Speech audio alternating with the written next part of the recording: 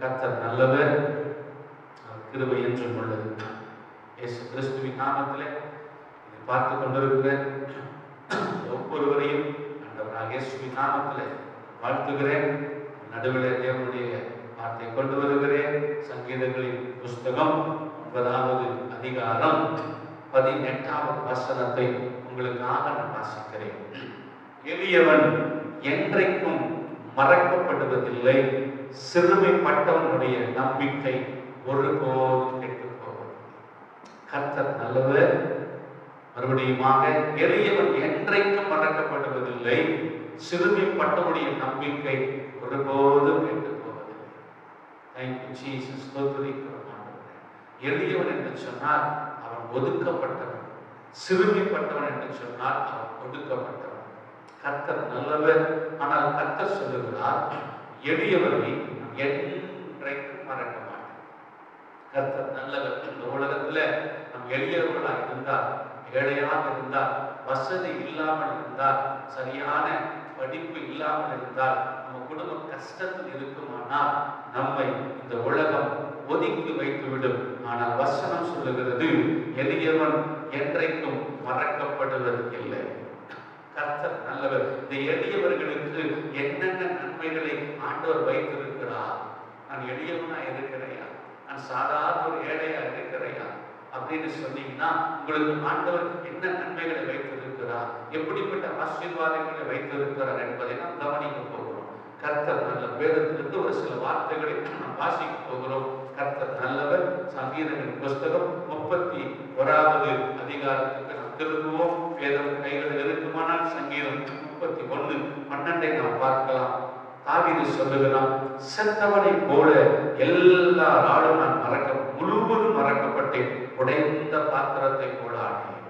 தாவீது எழுதி வைத்திருக்கிறார், என் தாய் என்னை மறந்து விட்டார்கள், என் தகப்பன் என்னை மறந்து விட்டார்கள், என் கூட பிறந்தவர்கள் என்னை மறந்து விட்டார்கள், என் நண்பர்கள் என்னை மறந்து விட்டார்கள், என் உறவினர்கள் என்னை மறந்து விட்டார்கள், என் சொந்த பந்தங்கள் எல்லாம் என்னை மறந்து விட்டது.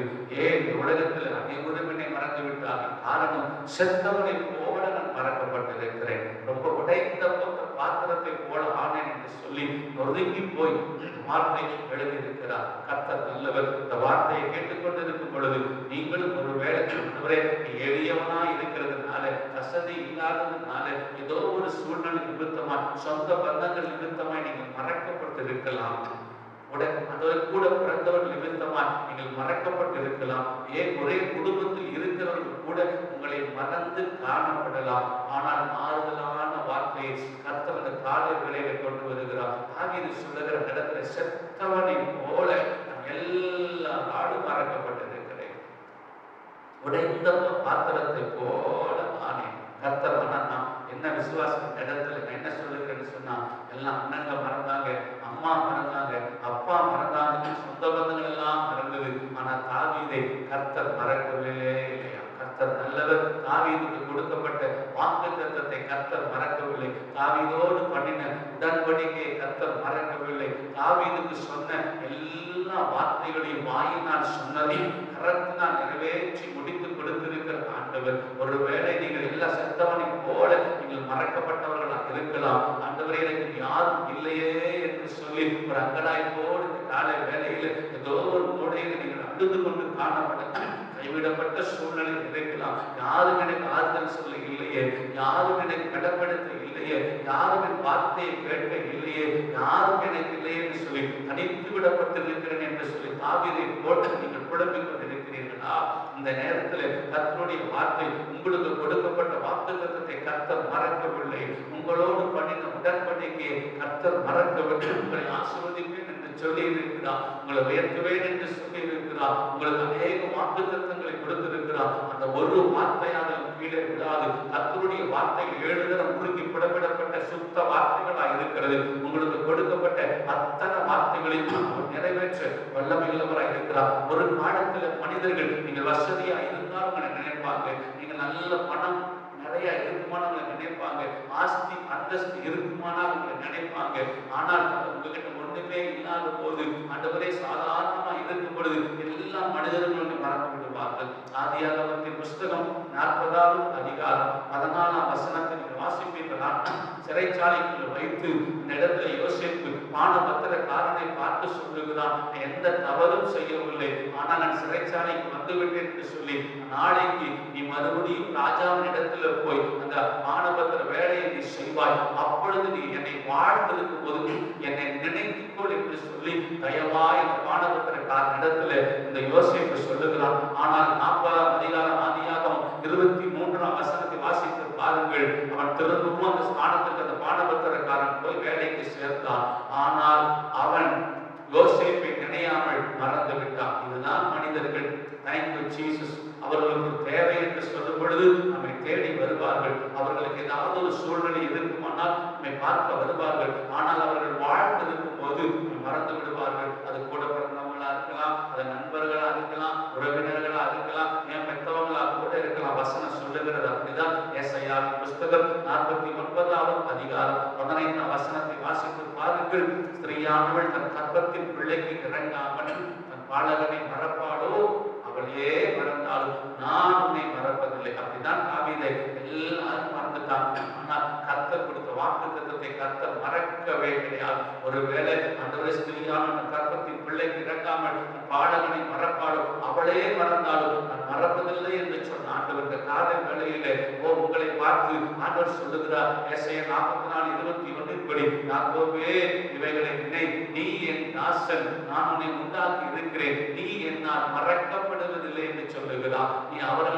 நீங்கள் அவரால் உருவாக்கப்பட்டவர்கள், நீங்கள் அவரால் ரட்சிக்கப்பட்டவர்கள், நீங்கள் அவரால் தெரிந்து கொள்ளப்பட்டவர்கள், நீங்கள் அவரால் அபிஷேகம் பண்ணப்பட்டவர்கள், நீங்கள் அவரால் முன்குறிக்கப்பட்டவர்கள், நீங்கள் அவரால் முத்திரையிடப்பட்டவர்கள், நீங்கள் அவரால் தாயின் கருவில் எழுபது உருவாவதற்கு முன்பதாகவே உங்கள் கருவை அவருடைய கண்கள் கண்டிருக்கிறது. மனிதர்கள் உங்களை விட்டு எல்லாம் பிரிந்து போனாலும் என் தேவனாகிய கர்த்தர் ஒரு நாள் உங்களை மறக்கவே மாட்டாராம். அப்படிதான் யாக்கோபை சொன்னார். அப்படிதான் தாவீதை சொல்லி இருக்கிறார். அவர் தாவீதுக்கு எல்லாரும் மறந்துட்டாங்க, ஆனால் கர்த்தர் தாவீதை மறக்கவே இல்லையா. யாக்கோபை சொல்லுகிறார், நீ என் தாசன், என்னால் மறக்கப்படுவது இல்லை என்று சொல்லுகிறார். ஒருவேளை எல்லாரும் மறந்திருந்தால் இந்த காலை வேளையில எளியவன் என்றைக்கும் மறக்கப்படுவதில்லை என்று சொன்ன ஆண்டவர் உங்களை மறவாமல் வைத்திருக்கிறார். நீங்கள் தேவனால் மறக்கப்படுவதில்லை. இந்த எளியவர்களுக்கு வைத்திருக்கிற ஆசீர்வாதம் என்ன தெரியுமா? 1 சாமுவேலின் புஸ்தகம் 2வது அதிகாரம் 8ஆம் வசனத்தை வாசிக்கிறார்.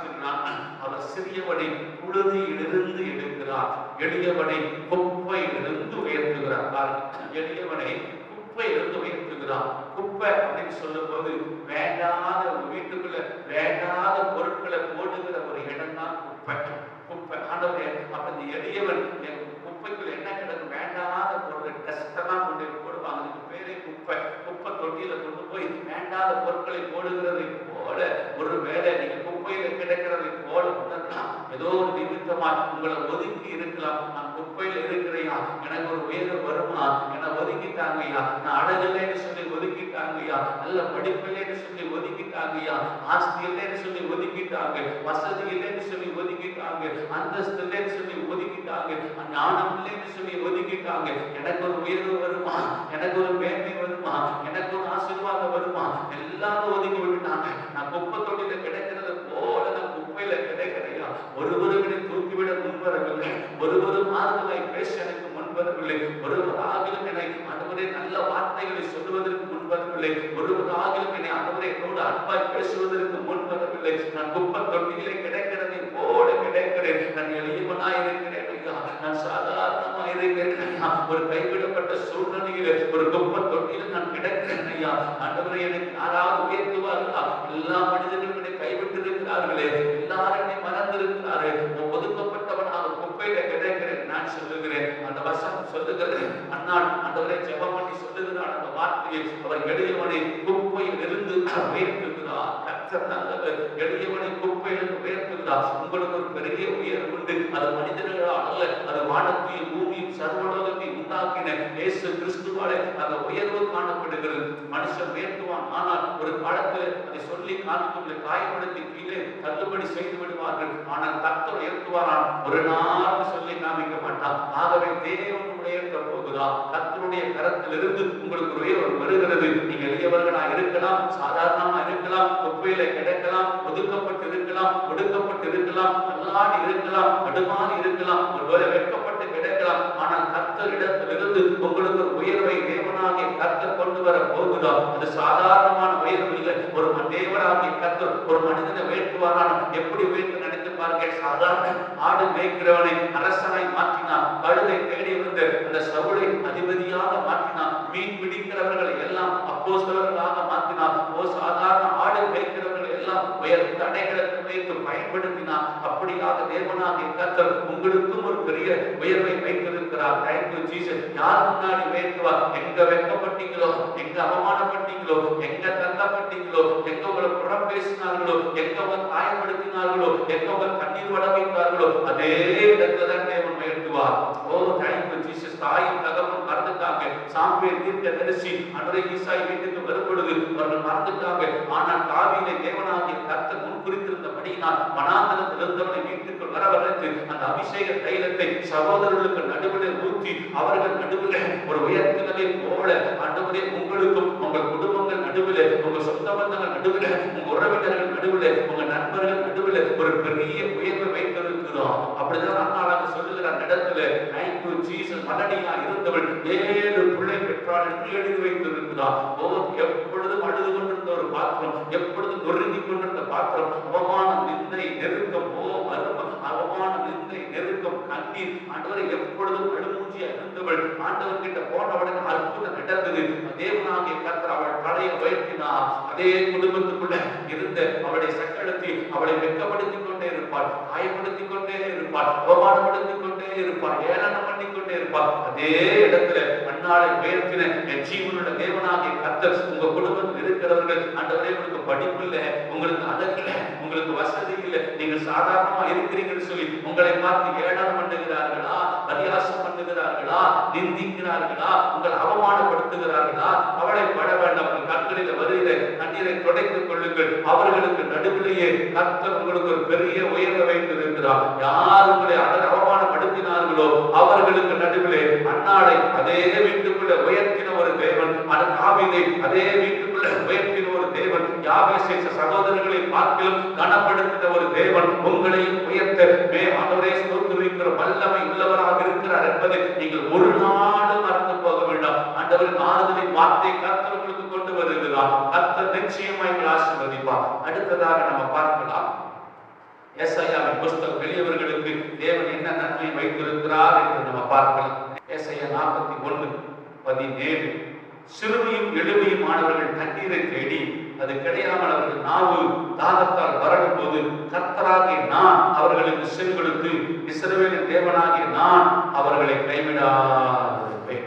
கர்த்தர் நல்லவர். ஆண்டவரே ஸ்தோத்திரிக்கிறோம். முதல்ல மறக்க மாட்டேன் ஆண்டவர் சொன்னார்.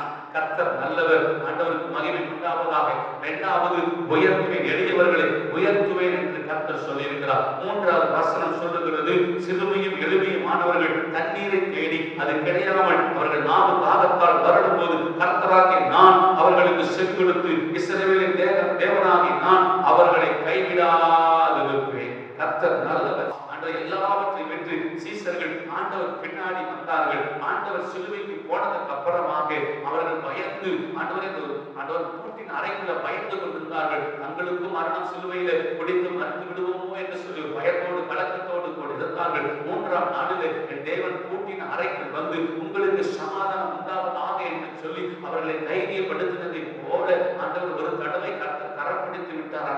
ஒரு தடவை தேவனாகிய மனிதன் அல்ல, இடையிலே கைவிடுவதற்கு மனிதன் அல்ல, அவர் கரம் பிடித்தவர், காலமெல்லாம் நடத்த வல்லமுள்ளவராக இருக்கிறார். சீசர்களை பார்த்து ஆண்டவர் சொன்னார், நான் உங்களை திக்கற்ற பிள்ளைகளாக விடேன், உலகத்துக்கு முடிவு பரியந்தம் நான் உங்களோடு கூட இருப்பேன் என்று சொன்னார். மோசே மரித்ததற்கு அப்புறமாக யோசுவா கலங்கி போய் கிடந்தான். என்னுடைய தலையை மறித்து விட்டாரே, ஐயோ இந்த ஜனங்களை நான் எப்படி நடத்தி கொண்டு போக முடியும் என்று சொல்லி ஒரு கலக்கத்தோடு கூட காணப்பட்டார். யோசுவாவின் புஸ்தகம் 1வது அதிகாரம் 5ஆம் வசனத்தில் வாசித்து பாருங்கள். நான் மோசையோடு இருந்தது போல உன்னோடு கூட இருப்பேன், நான் உன்னை விட்டு விலகுவதும் இல்லை, உன்னை கைவிடுவதும் இல்லை என்று கர்த்தர் சொன்னார். Thank you Jesus. வைக்கிறோம். இந்த காலை வேளையில யாரும் உங்களை கைவிட்டிருந்தாலும் பரவாயில்லை, என் தேவனாகிய கர்த்தர் ஒரு நாளும் உங்களை கைவிட மாட்டார். அவர் கரம் பிடித்திருக்கிறார். Thank you Jesus. எப்ப வரைக்கும் கூட இருப்பாரியா? உலகத்தின் முடிவு வரையும் உங்களோடு கூட இருப்பார். ஒரு நாளும் கைவிடாமல் அற்புதமாய் அழகாய் ஆண்டவர் தாவீது சொல்லுகிற வண்ணமாய் ஆண்டவரே சங்கீதம் 23 அவர் என்னை உள்ளுள்ள இடங்களில் நடத்தி கொண்டு போவார், அமர்ந்த தண்ணீர்கள் அண்டையில என்னை கொண்டு போய் விடுவார் என்ற வசனத்தின் படியாக ஆண்டவரை கரம் பிடித்தவர் உள்ளுள்ள இடங்களுக்கு நடத்தி கொண்டு போவார், அமர்ந்த தண்ணீர்கள் அண்டையில உங்களை கொண்டு போவார். கர்த்தர் நல்லவர். அல்லேலூயா. நன்மையும் கிருபையும் ஜீவனுள்ள நாளெல்லாம் உங்களை தொடரும்படி அவர் உங்களோடு தான் இருக்கிறார். ஆண்டவர்களை நடத்தி ஆசீர்வதிப்பார். மூணாவது ஆசீர்வாதம் என்ன என்று சொல்லி நாம் பார்க்கலாம். சங்கீதங்களின் புஸ்தகம் 40வது அதிகாரத்துக்கு நீங்கள் வருவீர்களானால் அந்த இடத்துல பார்க்கிற சங்கீதம் 40 கடைசி வசனத்தை உங்களுக்காக நான் வாசிக்கிறேன். 17ஆம் வசனம், நான் சிறுமையும் எளிமையுமானவன், கர்த்தரோ என்பேர் நினைவாய் இருக்கிறார். பாருங்க, ஸ்தோத்திரிக்கிறோம். மறக்க மாட்டேன்னு சொன்னாரு, உயர்த்துவேன்னு சொன்னாரு, கைவிடாதிருப்பேன்னு சொன்னாரு. இப்ப சொல்ற ஆண்டவர், நம் ஆண்டவர் எளியவர்கள் மேல அவர் நினைவாய் இருக்கிறார். கர்த்தர் நல்லவர், நினைவாய் இருக்கிறார். ஆண்டவரே சங்கீதம் 115க்கு நீங்கள் வருவீர்கள். ஆனால் இந்த இடத்துல வசனம் சொல்லுகிறது, தேங்க்யூ ஜீசஸ். 12ஆம் வசனத்தை வாசிக்கிறேன். கர்த்தர் நம்மை நினைத்திருக்கிறார், அவர் ஆசீர்வதிப்பார். ஆண்டவருக்கு மகிமை உண்டாவதாக. கர்த்தர் எளியவர்கள் மேல நினைவா இருக்கிறாராம். உங்களை மறந்துட்டாங்களா? கவலைப்படாதீங்க. ஆண்டவரே ஸ்தோத்திரிக்கிறோம். எல்லாரும் மறந்துட்டாங்கயா. ஒரு போன் பண்ணி கூட ஆறுதலான வார்த்தை சொல்லுவதற்கு யாருமே இல்லையா. கூட பிறந்த அக்கா இருக்கிறாங்க, அண்ணா இருக்கிறாங்க, அப்பா இருக்கிறாங்க. ஆண்டவரே ஸ்தோத்திரம். அப்பா இருக்கிறாரு, அம்மா இருக்கிறாங்க, நிறைய சொந்தக்காரங்க இருக்கிறாங்கய்யா. ஆண்டவரே பிசினஸ்ல லாஸ் ஆயிடுச்சு, ஆண்டவரே ஸ்தோத்திரிக்கிறோம், கொஞ்சம் கஷ்டம் வந்துருச்சு, ஸ்தோத்திரப்பா. நான் நல்லா இருக்கும்போது எல்லாரையும் வீட்டுக்கு வருவாங்கய்யா. நான் ஆசீர்வாதமா இருக்கும்போது எல்லாரையும் வீட்டுக்கு வருவாங்கய்யா. ஆண்டவரே ஸ்தோத்திரிக்கிறோம். இப்ப கொஞ்சம் கஷ்டம் வந்ததுனால யாரும் எனக்கு போன் கால் கூட பண்றது இல்லை, என்னை கூட்டி எப்படி இருக்கிறேன் கூட விசாரிக்கிறது இல்லை, என்னை சாப்பிட்டியான்னு கூட என்னை கேட்கறது இல்லை, நீ நல்லா இருக்கிறேன் கூட கேட்பதற்கு யாருமே இல்லை என்று சொல்லி ஒரு வேலை நீங்க குடும்பமாகவோ தனியாகவோ ஏதோ ஒரு இடத்துல கூட இருந்து நீங்க அழுது கொண்டு இருக்கிறீர்களா? உங்கள் கண்ணீர் தேவ சமூகத்துக்கு போயிருக்கிறபடியினால் தேங்க்யூ. சங்கீதம் 56:8 அவர் உங்கள் கண்ணீரை துருத்தியில் அளவு வைத்திருக்கிறார், அவர் உங்கள் கண்ணீரை கணக்கில் அளவு வைத்திருக்கிறார். அந்த கண்ணீருக்கு பதில் தராமல் இருப்பாரா? கர்த்தர் உங்களை நினைத்திருக்கிறாரா? Thank you Jesus. ஆண்டவரே படுக்கையை நான் கண்ணீர் நான் நினைக்கிறேன் என்று பக்தர் சொல்லுகிறான். என் தலையை நான் கண்ணீர் நான் நினைக்கிறேன் என்று பக்தர் சொல்லுகிறான். யார் அந்த கண்ணீரை பார்த்திருக்க மாட்டாங்க. ஐயோ, இந்த உலகத்தில் ஒரு அனாதையை போல நான் மாறி இருக்கிறேனே, எனக்கு ஒரு ஆதரவு இல்லையே என்று சொல்லி இருக்கிறார். வானத்தை பூமியை உண்டாக்கின தேவனாக கர்த்தரே உங்களுக்கு தகப்பனாக, தாயாக, உங்களுக்கு சொந்தமாக, பத்தமாக, நல்ல ஒரு சிநேகிதனாக, நல்ல அப்பாவாக அவர்களோடு கூட இருக்கிறார். அவர் உங்களை நினைத்திருக்கிறார். சொன்னா சங்கீதம் 115 வாஸ்தவம். அவர் உங்களை ஆசீர்வதிப்பாராம். கர்த்தர் நல்லவர். அல்லேலூயா. கர்த்தர் நல்லவர். அவர் உங்களை ஆசீர்வதிப்பார். ஆண்டவரே கர்த்தர் உங்களை ஆசீர்வதிப்பா. மனுஷனுடைய ஆசீர்வாதங்கள் அல்ல, கர்த்தரே உங்களை ஆசீர்வதிப்பா. ஈசாக்கை தேவனாகிய கர்த்தர் பஞ்ச காலத்தில் விதைத்தார், கர்த்தர் அவனை 100 மடங்கு ஆசீர்வதித்தார் என்று வசனம் சொல்லுகிறது. அல்லேலூயா. ஆபிரகாமை கர்த்தர் ஆசீர்வதித்தார் என்று பார்க்கிறோம். ஆதியாகமம் 24 கொண்டே வாசித்து பாருங்கள்.